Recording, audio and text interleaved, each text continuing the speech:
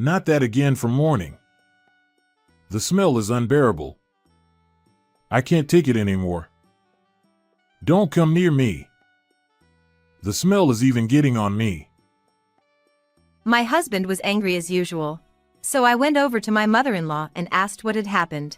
And sure enough, the reason for his anger was about Catherine wetting herself and the smell it caused. Today, Robert has been in a bad mood since the morning and raising his voice louder than usual. Catherine and I looked at each other and laughed before Robert, who was angry with his face red. What's so funny? You've been upset about something since earlier, but who exactly are you talking about? Huh? I'm talking about. Because of my mother. She wets herself. At that moment, my mother-in-law turned her body towards Robert. It's all right now, Sherry. She said with a gentle smile and a voice full of kindness and affection. Robert, feeling uneasy at his mother's expression and words, momentarily stiffened and muttered, "Huh," with a surprised look on his face.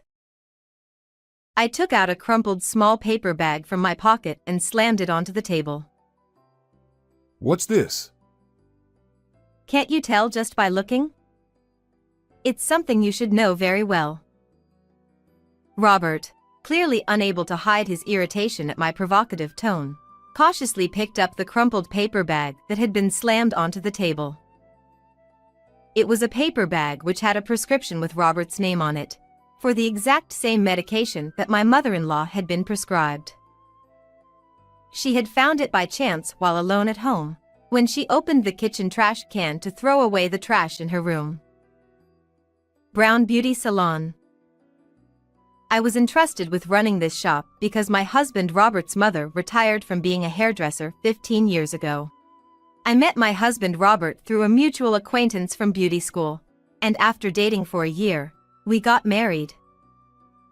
During our courtship, I had heard about his mother managing her own beauty salon, and since I had been a hairstylist myself since my 20s, I was interested in it.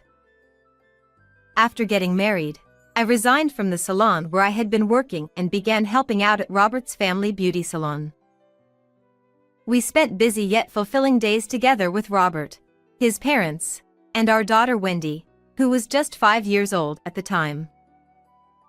However, not everything in marriage goes smoothly, and transitioning from a dating relationship to being married can reveal new aspects of each other. For instance, Robert was very immature. I knew he was competitive from our time dating, but after marriage, I've also noticed his childish traits and even discovered he secretly developed a hobby for gambling at casinos. The list could go on if I started counting. He doesn't help with household chores or childcare at all. Whenever he has free time, he clenches the allowance I give him and heads straight to the casino. My mother-in-law's physical decline has become noticeable since she retired from hairdressing, and it's frustrating that all the caregiving falls on me and my daughter.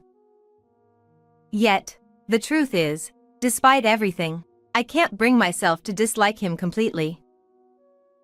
Every day, as I juggled helping out at the beauty salon with managing all the household chores and childcare, my mother-in-law watched me closely. She cherished me dearly, and I gradually started to see her as my own mother. But seriously, you really do work hard, don't you? Taking care of Mom and looking after our daughter. Do I have a choice? How dare you say that when you don't do house chores and don't take care of our daughter and not even your own mother? Well, I do appreciate it, you know. Although Robert is someone I can't bring myself to hate, it gets on my nerves that he always says one word too many things, and I know there's no point in telling him that. In place of Robert, who doesn't help with anything, my father-in-law used to lend a hand, but he passed away about 10 years ago. Since then, my mother-in-law's physical decline has been noticeable, and she has also begun to show signs of mild forgetfulness. I was concerned, so I decided to take my mother-in-law to her regular hospital for a checkup. The doctor diagnosed her with mild dementia as a possible cause of her forgetfulness, and told me that further caregiving would be needed. My mother-in-law suggested moving into a facility using her own pension, but considering all the times she had helped with household chores and childcare when I needed it, I proposed home care as a gesture of gratitude. At first, she declined, worried she might end up being a burden until the end. However, after explaining that it was nothing compared to the help she had given us during difficult times, she seemed to understand and agreed to opt for home care. I talked to Robert about caring for his mother at home, but as expected, he just complained and didn't want to be involved in her care. However, with support from Wendy, who happened to be visiting home after getting married and moving out, he reluctantly agreed to the home care plan. If we're doing this, Sherry, make sure you take good care of her. I'm busy with a lot of things, and I can't be bothered with caregiving.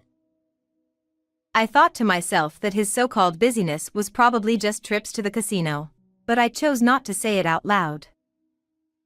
Instead, I focused on being grateful that he had at least agreed to the home care arrangement. I understand. I never expected anything from you in the first place. I'll take care of her without needing to be reminded.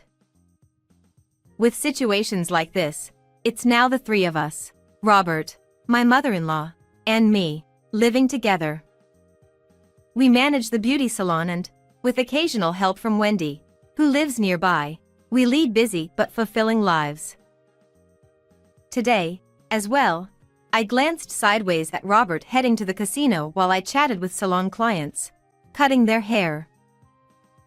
The days continue with me managing the salon and caring for my mother-in-law. One day, when Wendy, who is a full-time homemaker, brought her daughter Jessica to help out at the salon, I confided in her about some recent concerns I had regarding the salon during lunch break. In between work, I let Jessica play with the children at home and in the neighborhood to allow myself to focus on work. What exactly are you worried about with the shop? Is it that the number of customers has been decreasing? No, actually, we have regular customers who have been coming since your grandmother's time, and some of my own clients still come, so business is quite steady. It's not about that. Then what is it? After I hesitated to voice my concerns despite bringing them up, Wendy grew impatient and pressed me further. Reluctantly, I told her my concerns, and she seemed greatly relieved to hear that, suggesting she had been quite concerned about me. Wendy immediately suggested a solution to my problem, promising to implement it and update me on the results later. She asked me to trust her to handle the matter so that I wouldn't worry unnecessarily, then returned to work ahead of me.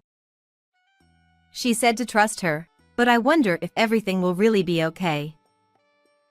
Though I was worried, I realized there was little else I could do myself, so I decided to wait for the outcome. However, there was another worry I hadn't discussed with Wendy, and it was Catherine's bathroom situation. When Catherine needs to use the toilet, I've set it up so that I receive notifications on my phone. However, due to her age and declining physical function, there have been more instances where she doesn't make it to the toilet in time. Especially when she's relaxing at home, Catherine sometimes lets her guard down, leading to frequent accidents where she wets the sofa. At her request, we started using adult diapers to manage this issue, and her regular doctor prescribed medication to help prevent urinary leakage. However, even after starting to use adult diapers, it seemed the sofa retained an odor. Whenever Robert returned from the casino and sat on the sofa, he started yelling at Catherine about it. Mom, seriously, can't you do something about it? The sofa smells awful, and why am I giving you diapers and medicine I don't even want to buy? Robert, I'm really sorry. But I'm not doing this on purpose, you know. And Sherry should be cleaning the sofa. That's it. It's the smell from when Mom has accidents. Seriously, Get it together. I can't even relax when I want to. Robert, whether he won at the casino or not, always ended up yelling at his mother as soon as he saw her. Lately, it's become a daily routine for me to intervene and try to reason with him when I catch him shouting during breaks at work. Can you please cut it out? She is trying her best not to inconvenience anyone. Stop yelling at her without even helping with the housework. When I said this, Robert usually just left again in a bad mood with his wallet and cigarettes without saying anything. It's becoming increasingly stressful for me as all the burden seems to fall on my shoulders. During work, I tried my best not to show customers that I'm stressed, but at home, especially when cooking or whenever I'm alone, I couldn't help but sigh. Sherry, it's because of me, isn't it? I hear you sighing. I'm always causing trouble. I'm sorry. I mean, no, it's not your fault at all, mother-in-law. You're trying your best, and the one at fault is him. I'm sorry about Robert's behavior. Sherry, I have something to discuss with you. Is now a good time? While I was making sarcastic remarks about Robert, Catherine shared something with me. A week passed since my mother-in-law approached me with her concerns. It was the day the salon was closed for the regular day off, so I was busy from the morning by hanging up the laundry that had piled up and preparing for meals. Amidst all this, I witnessed Robert shouting angrily at my mother-in-law early in the morning. Not that again for morning. The smell is unbearable. I can't take it anymore. Don't come near me. The smell is even getting on me. My husband was angry as usual, so I went over to my mother-in-law and asked what had happened, and sure enough, the reason for his anger was about Catherine wetting herself and the smell it caused. Today, Robert has been in a bad mood since the morning and raising his voice louder than usual. Catherine and I looked at each other and laughed before Robert, who was angry with his face red. What's so funny? You've been upset about something since earlier, but who exactly are you talking about? Huh? I'm talking about. Because of my mother. She wets herself. At that moment, my mother-in-law turned her body towards Robert. It's all right now, Sherry. She said with a gentle smile and a voice full of kindness and affection. Robert, feeling uneasy at his mother's expression and words, momentarily stiffened and muttered, "Huh," with a surprised look on his face. I took out a crumpled small paper bag from my pocket and slammed it onto the table. What's this? Can't you tell just by looking? It's something you should know very well. Robert, clearly unable to hide his irritation at my provocative tone, cautiously picked up the crumpled paper bag that had been slammed onto the table. It was a paper bag which had a prescription with Robert's name on it, for the exact same medication that my mother-in-law had been prescribed. She had found it by chance while alone at home, when she opened the kitchen trash can to throw away the trash in her room. At first, she thought it was hers because it was a similar paper bag. When she saw the name on the prescription, she instinctively put it in her pocket, thinking it might be useful someday. I never imagined you were also taking the same medication as me. Robert and I are both in our late 60s now. Given our age, it's not unusual to be taking such medication regularly. Still, I think the reason he hid it was probably because he had been nagging at his mother, and now he couldn't bring himself to admit that he was taking the same medication. At your age, there's nothing to be ashamed of in taking medication. It's actually important to maintain your lifestyle. You can still manage things if you take the right precautions. She, drawing from her own experience, reassured that taking medication could prevent issues, and emphasized that there was nothing to be ashamed of. But I'm not as old as Mom yet. I haven't had accidents like that. Sure, she's old, but she's been using the latest adult diapers lately. So, there's no more accidents happening. Still, there's no guarantee, right? No. You wouldn't know since you're always at the casino, but the latest adult diapers have advanced, and thanks to that, your mom can wear them comfortably without worries. Robert seemed overwhelmed by my impassioned speech. He collapsed to his knees, burying his face in the ground, repeatedly apologizing to my mother-in-law. I gently smiled at Robert, who finally understood, and handed him the men's adult diaper I had bought in advance when I learned about the medication bag from my mother-in-law. Here, I bought this for you. There's nothing to be ashamed of. Let's take preventive measures together, okay? Yeah, okay. Thank you. Robert, unexpectedly teary-eyed, accepted the adult diaper. He then insisted on washing the soiled sofa cover himself, removing it and hand-washing it promptly. I thought all our troubles were resolved, but new worries often come when least expected.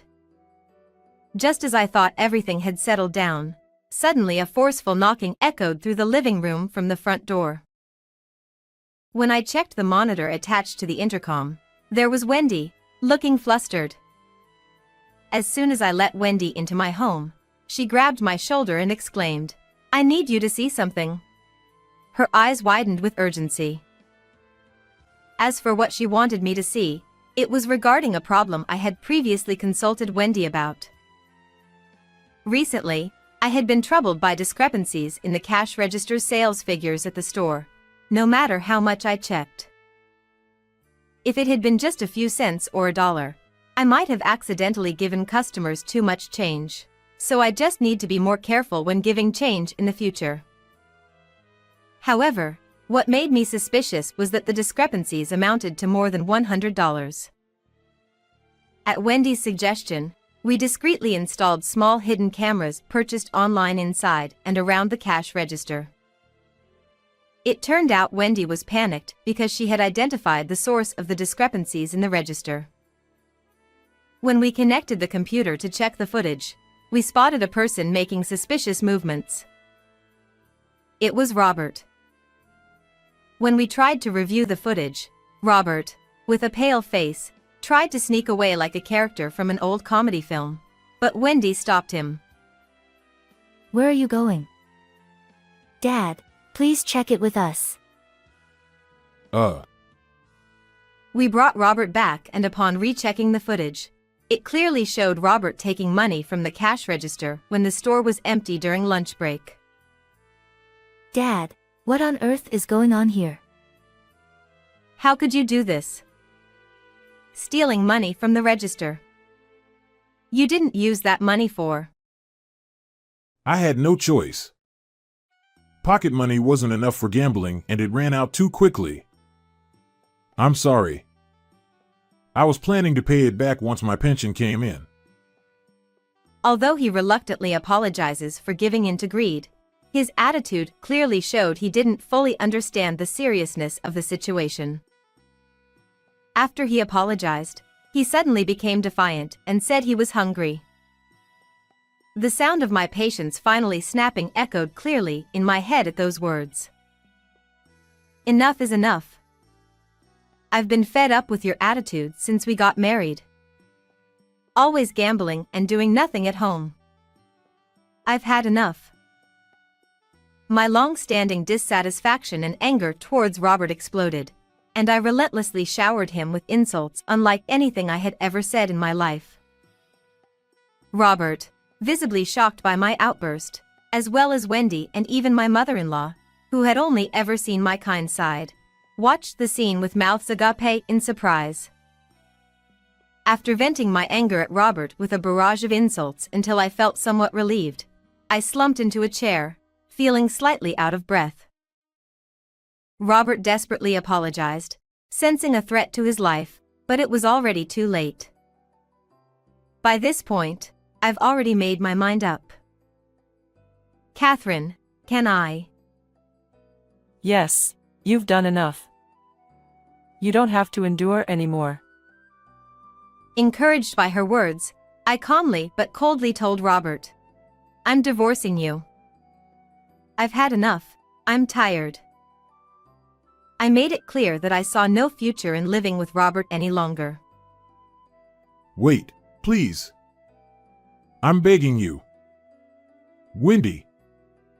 Mom. Please talk to Sherry. Tell her we shouldn't divorce. Robert, in a state of panic and desperation, miserably sought help from Wendy and his mother, but naturally, neither of them supported him. They ignored him as if they couldn't hear his voice at all. It's ridiculous to think someone would help after doing something like that, right, Grandma? You're right. It's the natural order of things that wrongdoers face consequences. There's nothing we can do about this. He didn't have anyone on his side, but he now faced the harsh reality that no one was actually on his side, so he left the house crying out loud. Afterward, Robert, who had left, came back many times to ask for reconciliation, saying things like let's get back together and I'll help with chores. However, each time, I dismissed him as if brushing away garbage, and it seemed Wendy and my mother-in-law didn't engage with him either. If Robert's behavior hadn't become this bad, I would have simply filed for divorce and parted ways. However, after I told him it was over, he kept coming back, begging for forgiveness repeatedly, causing trouble for the neighbors and inconveniencing the customers who visited the salon. Just as I was reaching my breaking point again, Wendy mentioned that she had arranged for a lawyer to come, introduced by her acquaintance. Later, I told the lawyer, who was introduced to me, the entire history, and he said he would make Robert sign the divorce papers and promise never to approach me or my family again. The lawyer also mentioned it was possible to take legal actions such as demanding compensation, but out of compassion or simply feeling sorry for Robert, I shook my head and said I wouldn't seek compensation if Robert promised to stay away. The next day, Robert showed up at the house again, pleading, "Please forgive me." I didn't even open the front door and told him bluntly, "You will receive a letter from the lawyer soon. Please read it carefully, and if you cannot comply with what is written, further action will be taken." What? What? A lawyer? Please stop. I'm begging you. Then please read the letter carefully and understand that no amount of apology will change anything. Thank you for our long marriage. There's nothing more to say from me. Having said that I had nothing more to say, I left Robert standing forlornly at the front door, feeling his sorrowful presence behind me, and I headed to the salon to prepare for work. 1 week later, Wendy, who had been helping out, handed me a letter. It was from the lawyer and had arrived in the post. Upon reading it, I learned that Robert had kept his promise and signed the divorce papers with the lawyer present. Thank you so much for everything. Thanks to you, I feel like I can move forward. No problem at all. We've just done our job. Regarding the future, if Robert attempts to approach your home or family again, please notify me and the police. I expressed my heartfelt gratitude to the lawyer over the phone. Then, I faintly heard the lawyer chuckle over the phone. Seeing my reflection in the mirror hanging on the wall, I suddenly felt embarrassed about what I was doing at the front door. I then told the lawyer that I would submit the divorce papers enclosed in the letter later, and I ended the call with a brief expression of gratitude and farewell. With this, my long marriage life with Robert finally came to an end. After divorcing Robert, I had a discussion with my ex-mother-in-law, Catherine, and proposed living together if she was willing, but she turned it down. I appreciate your offer, but I shouldn't cause any more trouble for you, Shelley.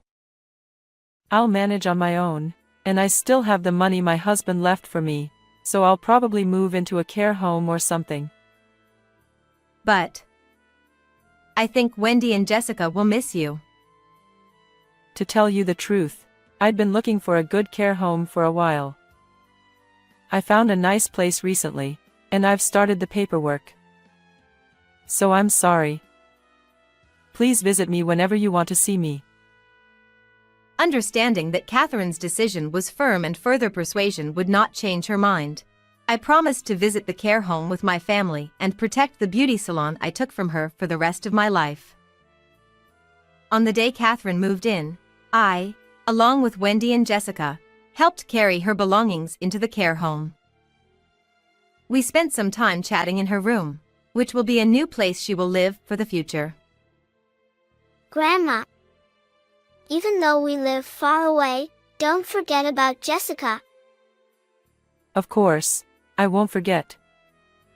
So Jessica, don't forget about Grandma either, and come visit with your mom anytime.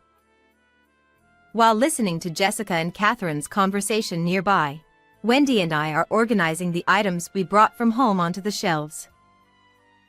I feel a bit sad thinking that I won't be able to see this scene for a while, but I believe this was the right choice for us. I will continue cutting clients' hair at the salon, offering them a new look with a beautiful hairstyle, while Catherine will have a new life at a new location. Even though our paths diverge, I feel motivated knowing we're heading towards the same destination. I'm sure Catherine will support me. I'll visit this place again with Wendy and Jessica when we have time. So let's spend the remaining time chatting about trivial things and creating enjoyable memories together until the end. Even though we'll be apart, I want us to continue making memories as a family. Catherine, we'll come to see you again soon.